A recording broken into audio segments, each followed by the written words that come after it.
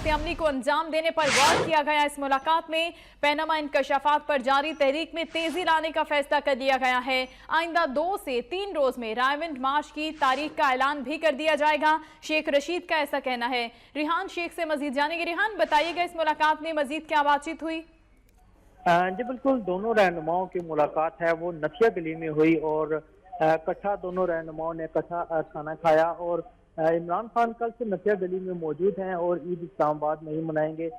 शेख रशीद आज नथिया गली गए, वहाँ पर इनकी तभी एक मुलाकात, एक नशिस्त हुई और उसके दौरान डायमंड मार्च पर तफसीली बातचीत हुई। और शेख रशीद का यही कहना था कि आइंदा 2 से 3 रोज के अंदर डायमंड मार्च की जो 8वीं तारीख है इसका ऐलान कर दिया जाएगा, जिसके लिए अपोजिशन जमातों और लाइक माइंडेड लोगों से मुशावरत जारी है। किसी भी तौर से पनामा लीक्स पर जो है हुकूमत को माफ नहीं करेंगे और जिस हद तक भी जाना पड़ा कानून की हद में रहकर उसका मुकाबला किया जाएगा।